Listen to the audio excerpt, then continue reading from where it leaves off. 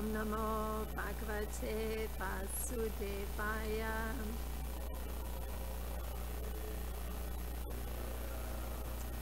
So today we are reading Canto 10, Chapter 13, and the text for today is 20, which you can chant responsibly. Swayam Atmatma Govatsan.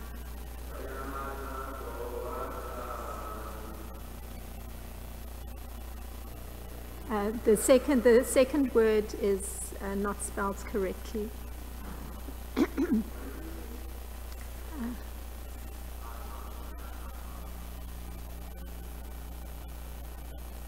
It's all right, you can correct now, just carry on. Atma, ma. So there's a T that's after Atma and then T. Prativaryatma Vatsapai. Kridanatma Viharaischa. Sarvatma Pravishat Rajam. Swayam Atmatma Govatsan. Pratishvaryatma Vatsapai. Kritanatma Viharashcha. Sarvatma Pravisat Vrajam. Swayam Atmatma Govatsan. Prativaryatma Vatsapai. Kridanatma Viharaischa. Sarvatma Pravisat Vrajam. Please chant.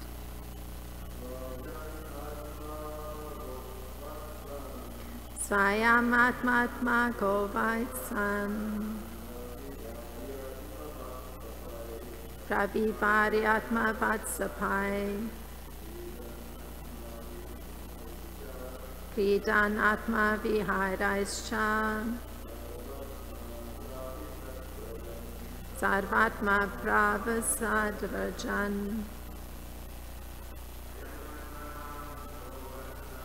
Swayam Atmatma Govatsan. Pravivaryatma Vatsapai.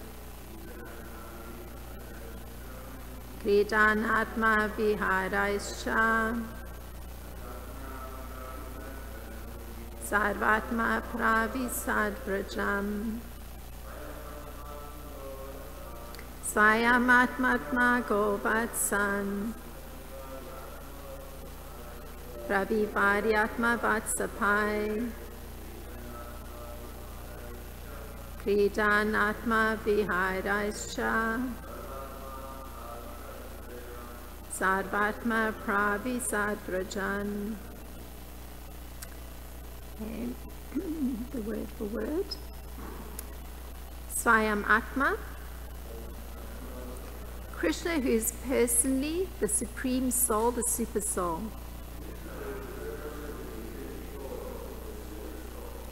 Atma Govatsan. Expanded into calves that were also he himself.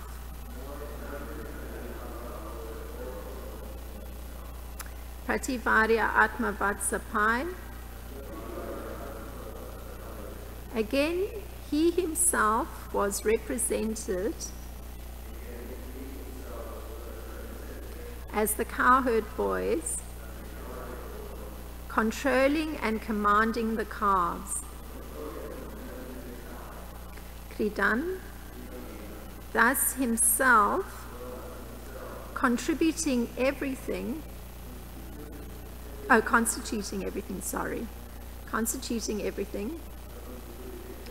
in these transcendental pastimes. Atma Vaharai Cha, enjoying himself by himself in different ways. Sarva Atma, the super soul, Krishna. Pravisat, entered. Rajam, Rajabhumi, the land of Maharaj Nanda and Yasoda.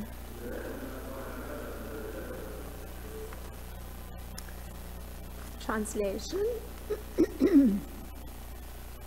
Now expanding himself so as to appear as all the calves and cowherd boys, all of them as they were, and at the same time appear as their leader, Krishna entered Vrajabhumi, the land of his father Nanda Maharaj, just as he usually did while enjoying their company.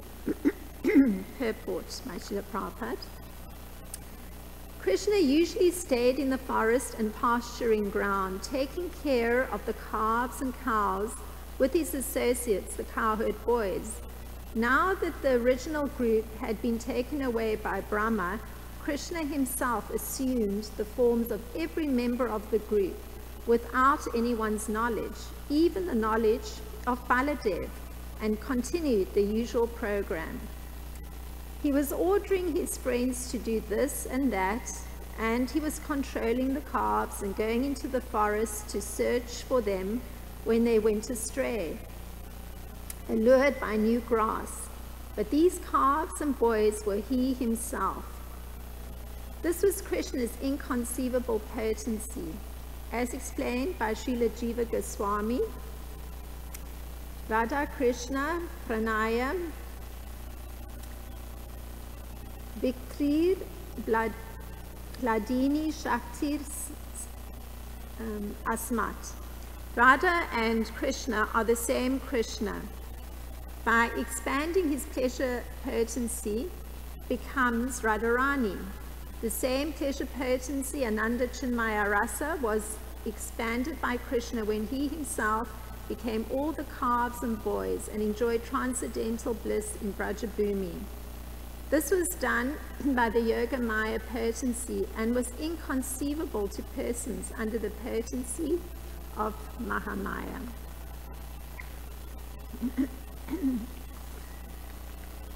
Om Jnana-timirandasya Gananjana Shalakaya Chakshurin Militam Yena Tasmai Shri Gurave Namaha Shri Chaitanya Manopistam Stapitam Yena Bhulsale Svayam Rupa Kadamayam Dadati Svapadantikam Vandeham Shri Guru Shri Yuta Padakamalam Shri Guru Vaishnavamscha Shri Rupam Sagrajatam Sahagana Ragunatam Vitam Sajivam Sadvaitam Savadutam Parijana Sahitam Krishna Chaitanya Devam Shri Radha Krishna Padam Sahagana Lalita Shri Vishakha Vitamscha.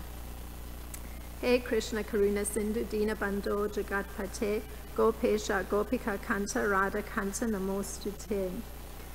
Tapta Kanchana Gaurangi Radhe Vrindavan Ishvari Vrishabhanu Sute Devi Pranamami Hari Priye Vanchakalpatarubhyascha Kripa Sindhubhya Evacha Patitanam Pavanebhyo Vaishnebhyo Namo Namaha. Namo Vishnu Padaya Krishna Prasthaya Bhutale Srimati Ramapadaswami Iti Namine. Namo Vishnu Padaya Krishna Prasthaya Bhutale Srimati Bhakti Vedanta Swami Iti Namine. Namaste Saraswati Devi Gauravani Pracharine Nirvishesha Sunyavadi Paschatya Deshatarine. Jai Shri Krishna Chaitanya Prabhu Nityananda Shri Advaita Gadadhar Shivasadi Gaura Bhakta Vrinda. Hare Krishna Krishna Krishna Hare Hare Hare Rama Rama Rama Hare Hare.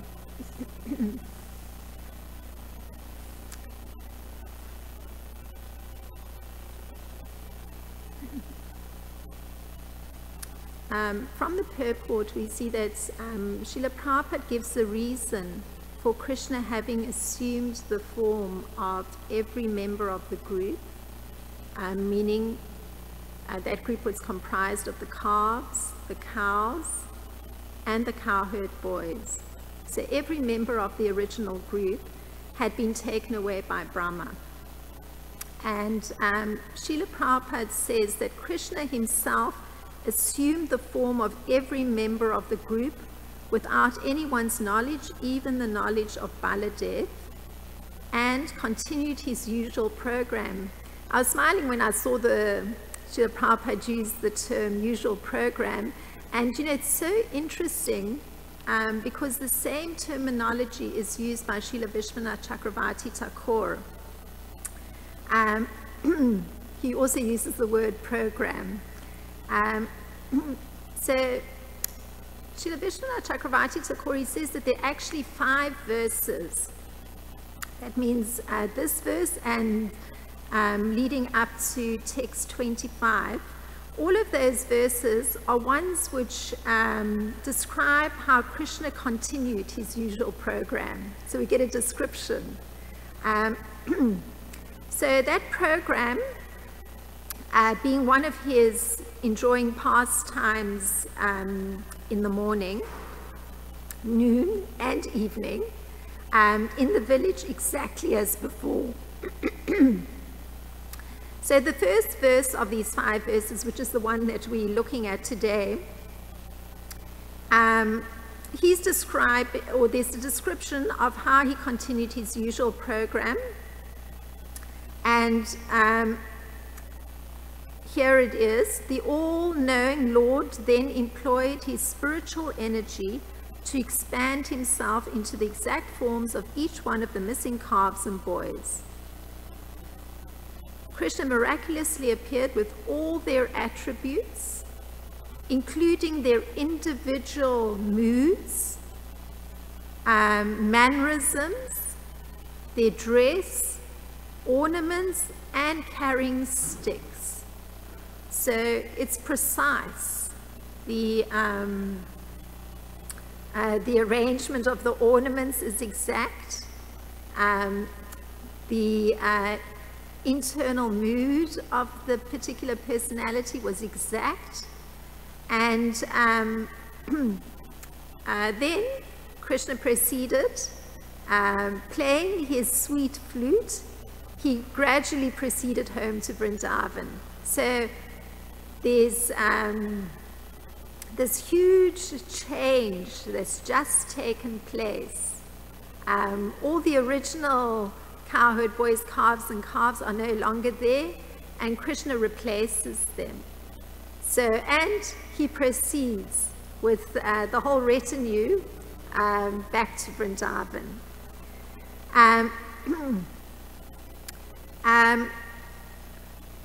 So this verse here is stating, now expanding himself so as to appear as all the calves and cowherd boys, all of them as they were, and at the same time appear as their leader, Krishna entered Vrajabhumi. So there's a description of Krishna appearing as the leader. And this description is given by Srila Prabhupada. He was ordering his friends to do this and that, and he was controlling the calves and going into the forest to search for them when they went astray, allured by the new grass. But these calves and boys were he himself. So quite extraordinary that the mood, the natural behavior, the whole being is functioning in the normal way, but it's Krishna himself. Very extraordinary. I mean, you know, one can imagine replicas of persons, but to have it precise and exact, and they're free to perform the activities they normally perform, very extraordinary. So the question raised by Srila Vishwanath Chakravarti Thakur is the following. How did Krishna, so this is the question that's asked, how did Krishna, the soul of all, enter Vraja? So it seems almost rhetorical. How did he enter Vraja? So in some sense, this question of Krishna can be examined through some known facts about him. So the Supreme Lord, and this is, he directly creates everything in this universe. He is the only cause and effect of all actions in this world. So, two generalizations about Krishna. So we're going to look at, to understand something of Krishna and how it is that he's entering Braja. So these two generalizations are there. He's directly creating everything in this universe. And he's the only cause and effect of all actions in this world. So everything's completely under his control, both in terms of the creation, causing something, and the effects of that cause. So very interesting. So in Bhagavad Gita, we see that Arjuna, he is also seeing Krishna in this way, as the cause of all causes. He states it. O great one, greater even than Brahma, you are the original creator. And in Arjuna's case, he says, and this has implications later on because of even his referencing Brahma, why then should they not offer their respectful obeisances unto you? O limitless one, God of all gods, refuge of this universe, you are the invincible source, the cause of all causes, transcendental to this material manifestation. So that's from 1137. And that verse is Kasmak Chaitema Nameran Mahatman Manam Agrayase Brahmano Pi Adi Katre Ananta Devesha Jagan Nivasha Tvam Aksharam Sadasat Tat Paramam Yat. So Srila Prabhupada explains that Arjuna addresses Krishna as Mahatma, which means he's very magnanimous and he's unlimited. Ananta, which is another word he uses for describing Lord Krishna,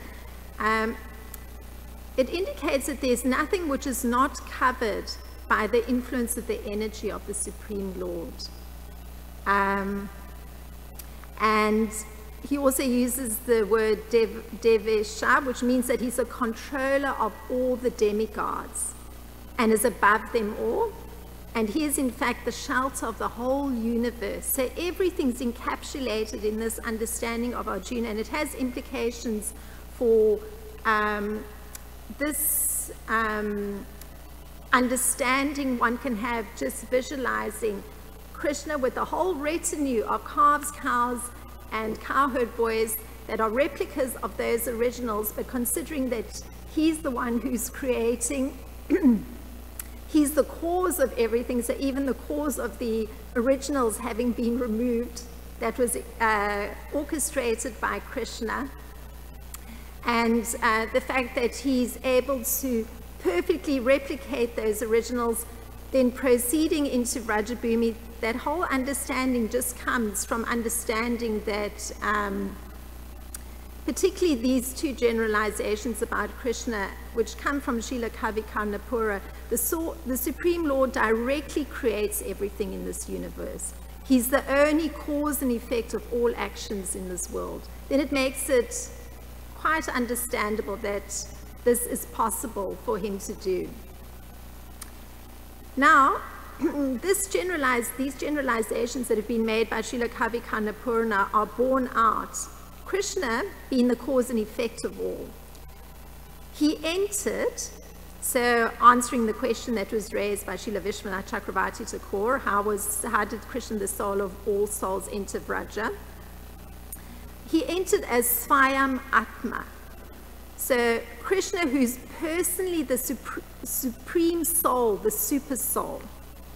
That is, he entered as himself the subject and brought back the calves, who were the object. And they were also himself, means Atma Gavat San, which was used in this particular verse. So this ability of the Lord to be himself and the calves is explained through a simile. And this simile comes from Srimad Bhagavatam. The Lord as super soul pervades all things, just as fire permeates wood. And so he appears to be of many varieties, though he is the absolute one without a second. So just understanding that particular concept of Krishna functioning as super soul gives insight into why all the mannerisms, behavior, and functioning of every entity, especially this replication of the cowherd boys, calves and calves, is so precise and exact. He actually permeates every living being. So that's from Srimad Bhagavatam 1-32, that description of the Lord as super soul. So this is answering or attempting to answer that question asked by Srila Vishwanath Chakravarti Thakur. So in fact, the Lord is expanding himself all over the universe, all over this material world, by one of his full and complete and absolute parts of himself. And his existence can be perceived. That's the interesting thing. So it's not merely theoretical, all of this. And Srila Prabhupada gives examples how it's possible to perceive this. So, you know, these facts can be borne out. So there's different Paramatma features of the Lord, and in the form of matter and in the form of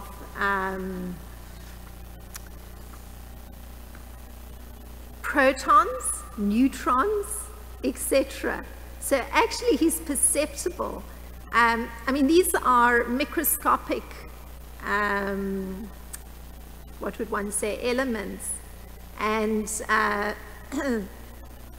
I recall when I was doing physics at university, you know, you spend so much time making 3D models of protons, neutrons, electrons, and how everything's functioning. But in actual fact, these are microscopic things. But the purpose of all those models is to show movement. So that animation that is actually evidence of the presence of Supersoul.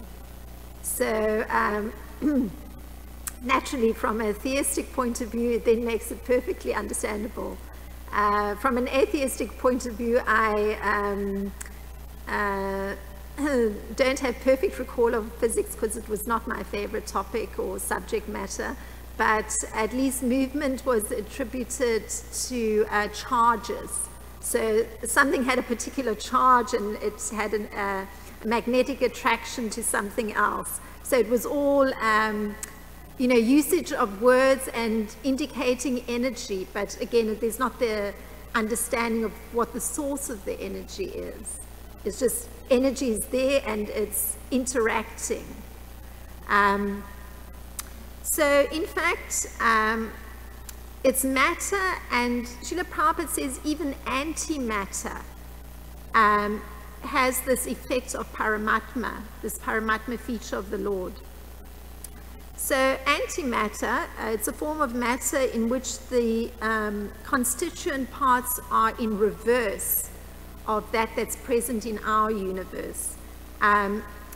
So one could say that, I mean, if it's not exact, but if one were to say that the calves and cows and cowherd boys, they're also indicating this presence of Supersoul, and we, just by hearing this description, particularly this verse where Krishna is performing this function and entering Vrajabhumi as Supersoul, because these are all present, with him having permeated those forms as super soul, we can comprehend it just through hearing about it. And the presence of Krishna is even felt just by hearing of this transcendental subject matter. So one doesn't even need to, microscopically look at electrons and protons and see their movement and then apply one's theistic understanding that this is the presence of Paramatma. Just by us hearing, simply discussing this, this description, particularly in this verse, they're not exclusively limited to this verse naturally, it actually allows that perception of the Supreme Soul or Paramatma or Krishna through the hearing and chanting. So one can in fact say that all living entities are parts and parcels of the Supreme Lord,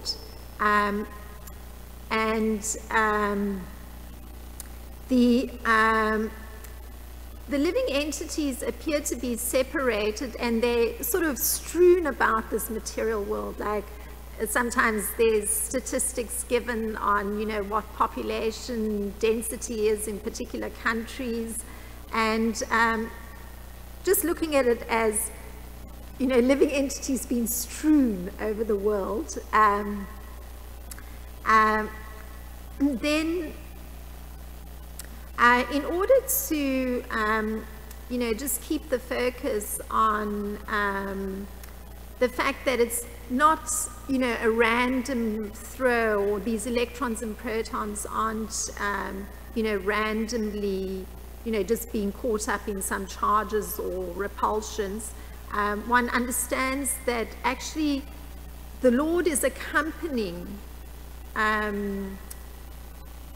the living beings that are throughout this world, because he's actually guiding them, just in the same way that he's guiding those protons and neutrons. And he's even guiding persons in material enjoyment, because he's accompanying them as Paramatma. So those calves that are straying into the forest that Krishna's just replicated, they're being guided, as Paramatma. He knows what calves are drawn to, the fresh grass. So Krishna's guiding even enjoyment in the form of Paramatma.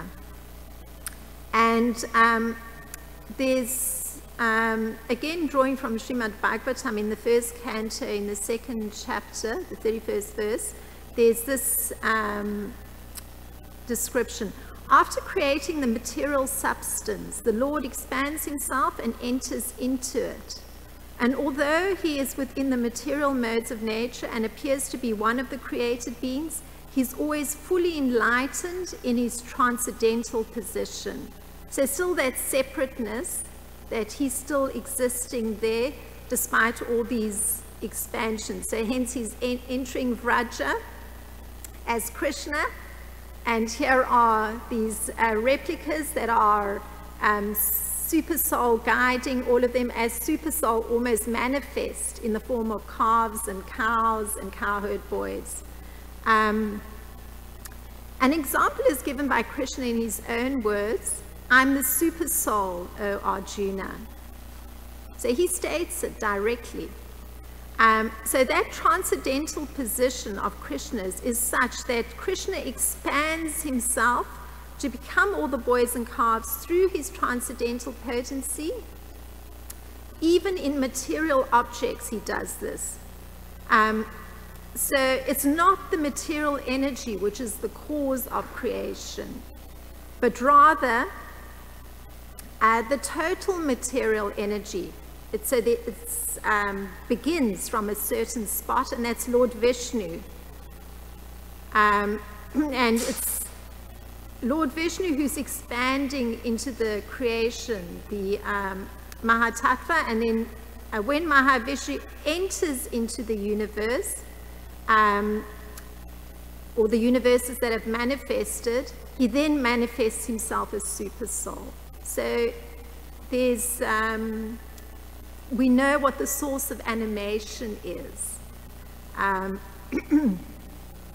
And here's Krishna's statement about it, Bhagavad Gita 10:20. I'm the super soul, O Arjuna, seated in the hearts of all living entities. I'm the beginning, the middle, and the end of all beings. So without the spiritual spark, the body cannot even develop. Continuing to answer Srila Vishwanath Chakravarti Thakur's question, Krishna, he brought back the calves as objects who were also him, along with the cowherd boys, the means, who were himself. Atma Vatsapai is the term that was used. And all the other boys could be also considered to be himself. So this is some attempt at breaking down and how the question that's been raised by Srila Vishwanath Chakravarti Thakur. So Krishna would sit, and this is a more elaborate description coming from Srila Kavi Karnapura. He would sit on the bank of the river and eat. The calves would herd in the green meadows, and Krishna would wander from forest to forest searching for the calves. It was Krishna's pleasure potency by which he expanded himself to become the calves and boys and enjoy transcendental bliss. Srila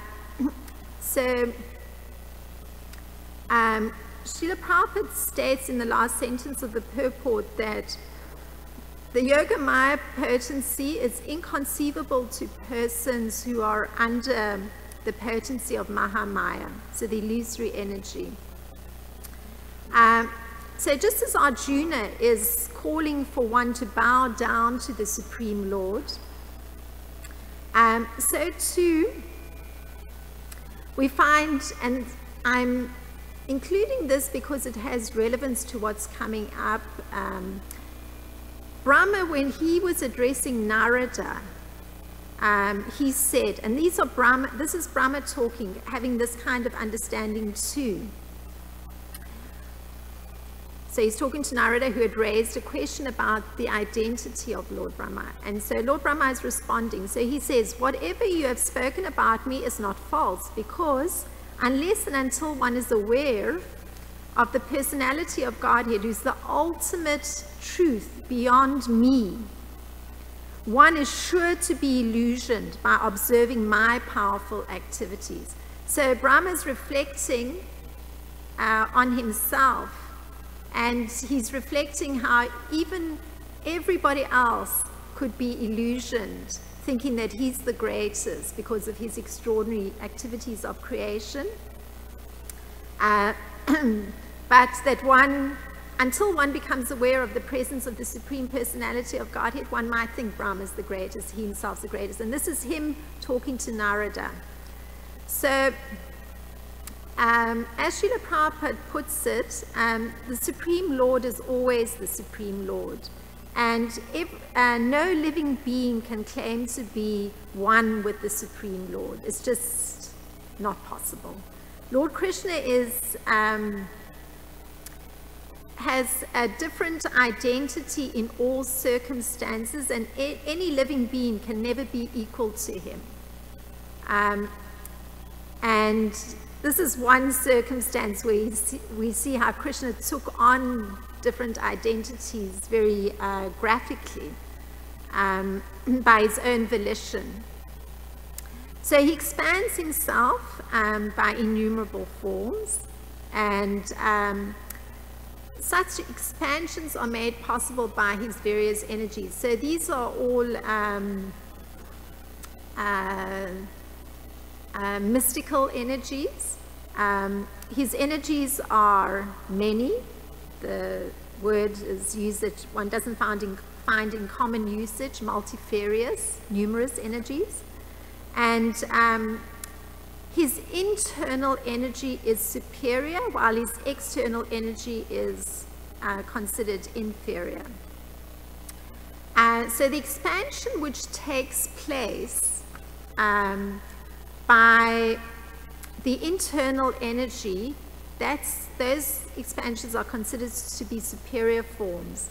And those which take place by the external energy, those are considered to be inferior forms. So one can understand this.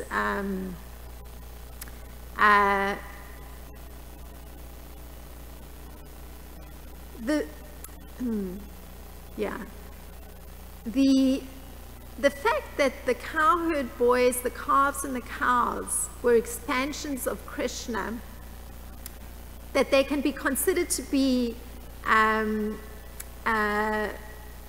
so perfect because of Krishna acting as super soul, and he himself entering Vraja as super soul. So it's like super soul is accompanying the super soul.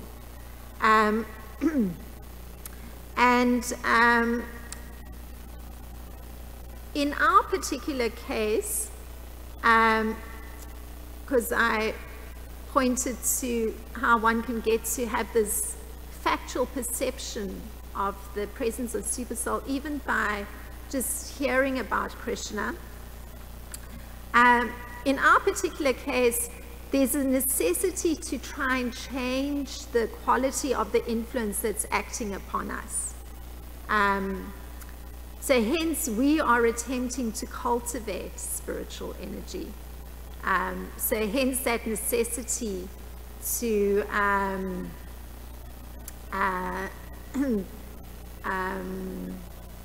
be exposing oneself to hearing about Krishna's particularly extraordinary control and permeation of the universe, permeation of living beings, and his guidance of all living beings. So this is an attempt to just look at this verse a little bit, if there's any thought on the matter.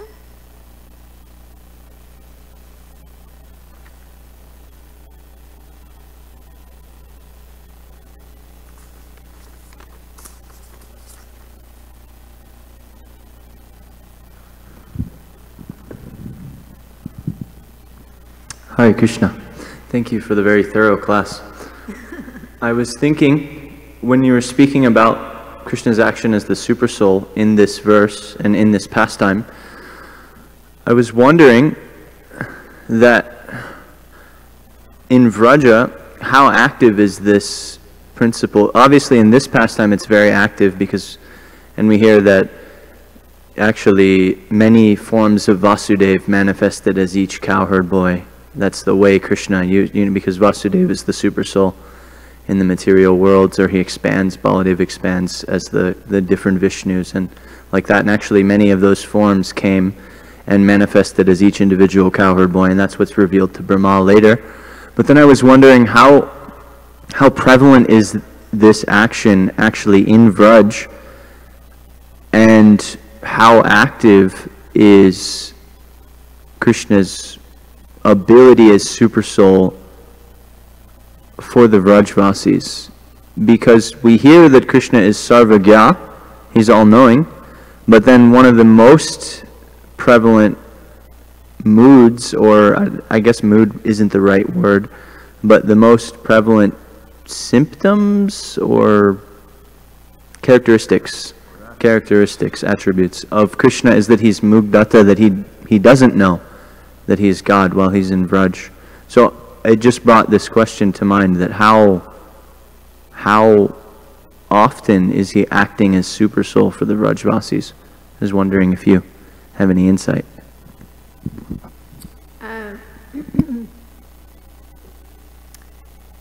So the understanding of super soul is that Krishna is actually guiding. So in the case of the inhabitants of Vrajabhumi, your question is trying to ascertain to what extent is he actually guiding each of those residents of Vrajabhumi in their particular actions. And the answer is that completely, because there are in such a state of pure existence that there's no discrepancy between Krishna's desire and their desire. It's one and the same. So, therefore, way back we read that he actually could very easily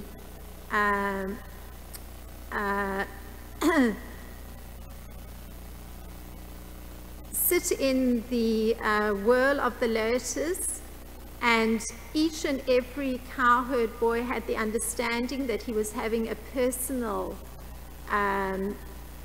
connection with Lord Krishna, and that Krishna was personally looking at him. So if one takes it that Krishna is seated in the center, it means that those behind him, because everybody's seated in a whirl, means in a circular fashion, means that those behind him are actually seeing Krishna's back. But you don't hear that. You hear that each and every individual in that whirl, and I mean there's 900,000 cows, so let's say there's some half that amount of cowherd boys, or a quarter of those cowherd boys. So even if it's 250,000 cowherd boys, and however you're arranging that, maybe there's 125,000 on this side that might have difficulty to see the front of Krishna. But nobody had that experience, that they were not directly connected to him and seeing his beautiful form. You don't read that somebody's seen his back. So that is because the that state of pure existence is such that one is completely intimately connected with Krishna at each and every single moment. So one is seeing Krishna continuously. There's no pause. And not only that, but the desires that one has are directly what Krishna is desiring. So in this particular case, it seems like, here he's expanding into these different cowherd boys, calves and cows.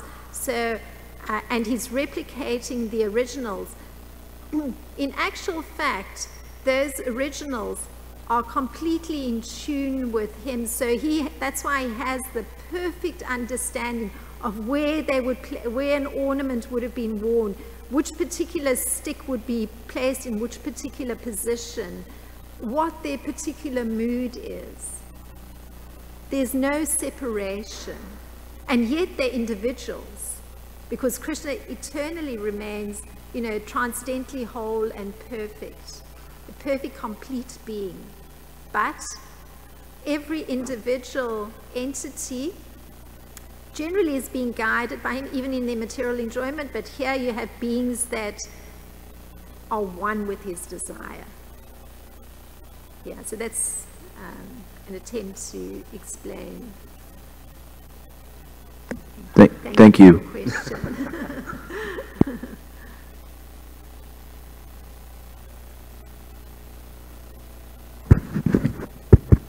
Hare Krishna Mataji, thank you for your class. I'm glad he went, because I didn't have anything to contribute so I think Krishna, I was hoping somebody went before me, but it gave me some time to formulate maybe some points you could expand on. We hear that Krishna is Atmaram, self-satisfied. He never gets lonely. He doesn't need a girlfriend or a wife or a friend to be happy. And we see this in his pastime. He expanded himself. I don't need anyone. So in our devotional life, it's described that we should also be content. Atmaram, in the sense that our happiness is only coming from Krishna and not from any enjoyment, bhukti or mukti. Krishna bhakta nishkama atsa eva sham, bhukti mukti siddhi kami sakaliya sham. Lord Chaitanya told this verse to Rupa Goswami that, our happiness, anyone whose happiness only comes from Krishna is always shanta, peaceful. And if our happiness is coming from anything, from anywhere else, then we're always unpeaceful. And the reason I appreciate this verse is because we maybe have a lot of followers or a lot of honor, but you can't really tell whether you're really content, whether you're connected to Krishna when somebody else receives more honor. Then you can see whether you're just connected to Krishna or when things don't go your way. So my question is that since we're conditioned souls, we're generally dishonest. So sometimes we may put on the show of I'm self-satisfied. My happiness is only coming from Krishna. And what are some steps we could take, you know, to be humble? Like, Krishna, I'm not self-satisfied, but that's actually okay. I need the association devotees. I'm not going to not going to be pretentious. I need some help. And so a lot of times in our spiritual life, nobody likes to feel like they're helpless. Like, if you go to, if you need food stamps, you go to the homeless shelter. If you need to borrow some money, you know, that's very embarrassing. But we see that Prabhupada, when he came to America, in his Jaladuta prayers, in the end of his prayers, he identified himself as insignificant beggar. And so naturally we may artificially say this, but what are some steps we could do to give up this embarrassment that actually I do need help? I'm not Atmaram, I'm not self-satisfied. Krishna, can you send me some help? And a lot of times, so what are some steps we could do get over this this embarrassing tendency that we need help, not with money, but just with our problems in general? I don't want people to know that I'm not self-realized, or they may criticize like you're a rascal. So maybe you could expand on this.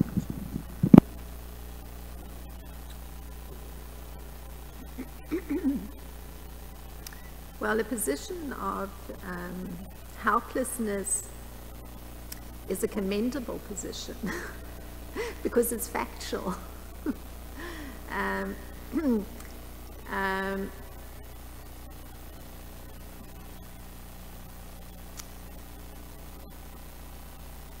The more one feels oneself helpless in front of the deities, the more one feels the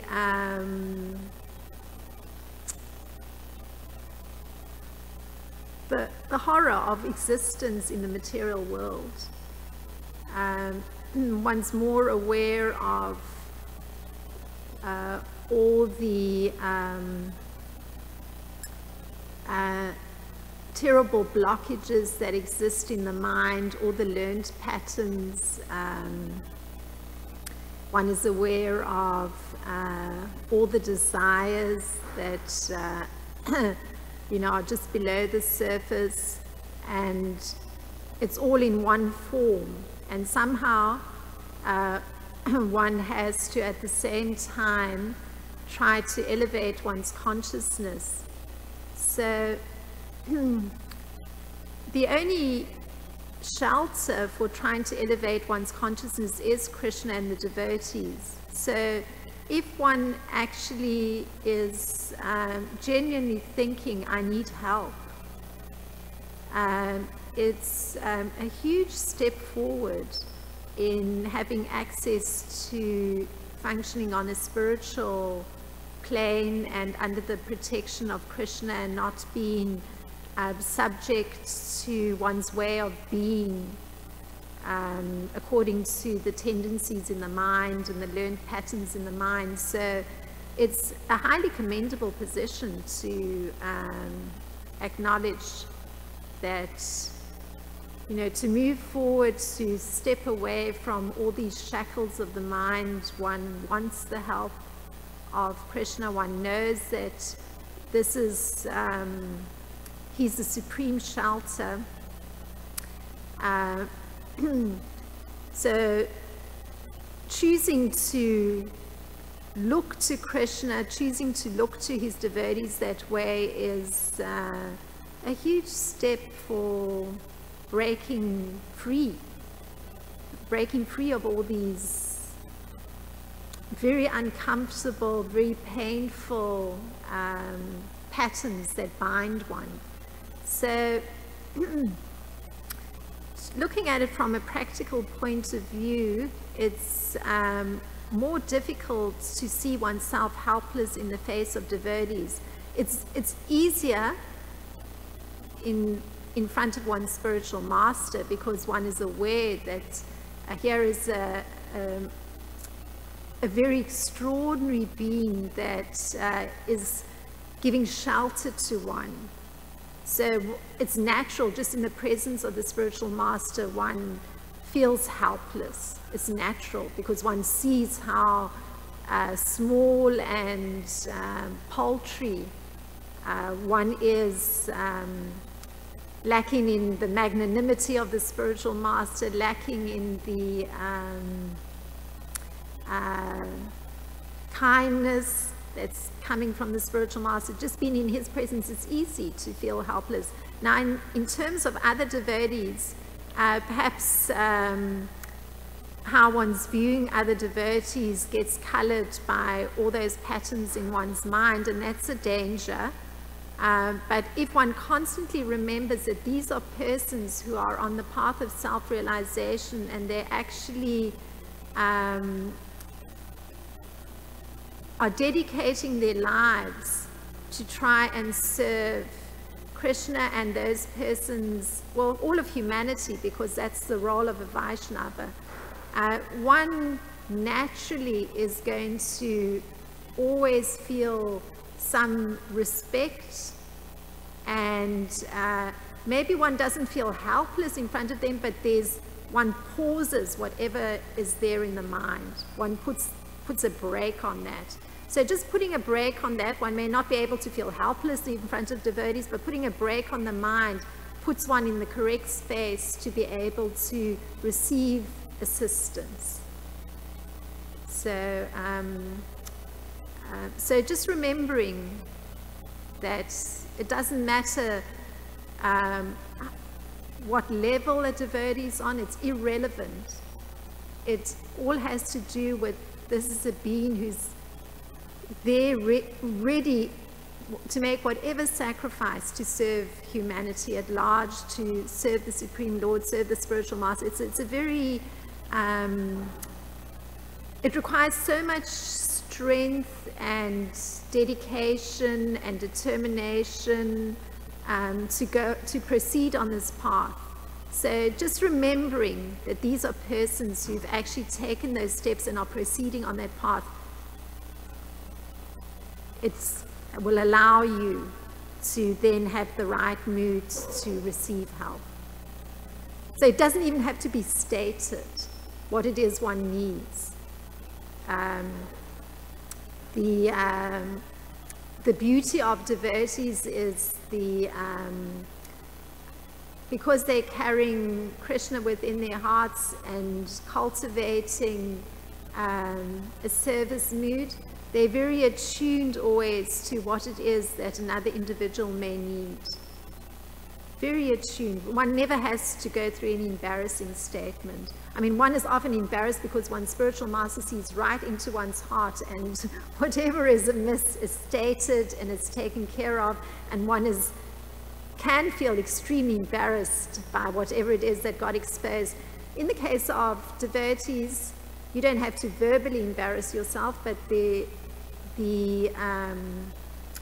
proper care will be given to you automatically.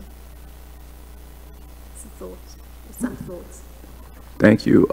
I appreciate that answer, because that was going to be my second question. I'll keep it short, because a lot of times my question was, and there's a nice answer from the Bhagavatam confirming your statement. Unfortunately, I couldn't find it. It's in the beginning of this canto, the 10th canto, where you don't have to necessarily state your problems to get help, because the Super Soul knows everything, and he sends a tweet to other devotees or a text.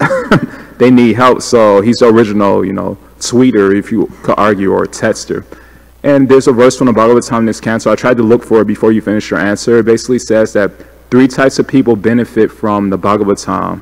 And this goes to what Prabhu said yesterday, just being in the association of devotees, you'll get your help that you need. So this verse from the Bhagavatam, I forgot which verse. I marked it down at home, but it says 3 types of people benefit. Those who give class, like Mother Krsnarcana, those who hear class, like us fortunate self, and those who inquire about class, and those who just sit in class and just submissively listen. But my question is essentially regarding this, is that of course we usually, when we're in class, our body is in class, but our mind is class. But this verse mentions probably our mind should be in class too. That's one aspect. But my real question is that I do sincerely feel from these verses and from these that we will get help. We don't have to expose our problems. The problem is that we're not really careful at exposing others' problem or spreading rumors. So I feel like Christian will, we won't get the help we need because we're committing aparadhas. We want to cover our faults, and yeah, we'll get help. But at the same time, will we get help if Krishna sees that we can't control our tongue also? So maybe you could expand on what are some steps we could do to get help by controlling our own tongue and being respectful of others. So. Well, the ability to control speech, that's present in the most elevated devotees. Well, it's very dangerous to speak ill of any person. It doesn't, even a regular person, it's very dangerous to speak ill of another person because it feeds all kinds of ugliness within oneself. And if one were to actually go so far as to verbalize thoughts that are negative about persons that are on the path of self-realization, one is certainly getting into very hot water, because when you start feeding negativity within yourself, you start closing off that channel of entrance into transcendental space, and so you block yourself from any ability to receive assistance of any kind. You are responsible then for creating that block. So yeah, it's definitely extremely dangerous to give free rein to the tongue. Super dangerous.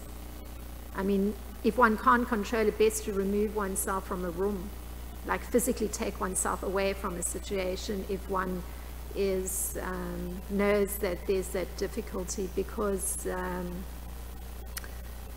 it's going to force oneself to take oneself out of the association of devotees. It won't be anybody else doing it, it will be one's own work that will have brought that about. And persons can receive help also depending on their willingness and their trust of others. So there may be trust issues, persons may have trust issues, or some persons may just be so attached to their own concepts that they're completely closed to anything that may be obvious to devotees. So the willingness of a person to truly take association has a lot to do with their willingness to go past some of the concepts they hold. So there's concepts, maybe a blockage for taking to transcendental understanding, and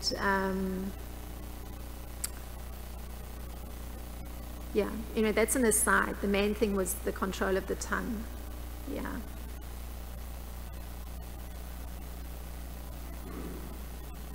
Hare Krishna Mataji, thanks for the class. We never tell ourselves jokes because we know the punchline, so we won't laugh. And when somebody tells us the end of a movie, or we predict it, it's not that fun. And you said at the beginning of the class that Krishna is in control of everything, of the cause and the effect. How come he doesn't get bored? He still enjoys creating all this, because he's in control of the past, the present, and for sure the future. So he said, like, okay, I'm going to move this and this and this, but he knows exactly what is going to happen. but he still enjoys it. How does he do that? Well, it's all operating on the principle of love. So any arrangement is to increase love and loving exchange. So that makes it all extremely beautiful and extremely exciting. The question of boredom is only there with functioning on a material plane, because you have to thud and thud at the same thing in order to try and extract some enjoyment. But on a spiritual plane of loving dealings, it's eternal enjoyment, eternal happiness. I don't think the word boredom exists there. Anyway, thank you very much. It's time to end. Thank you, Srila Prabhupada Ki Jai, Srimad Bhagavatam Ki Jai.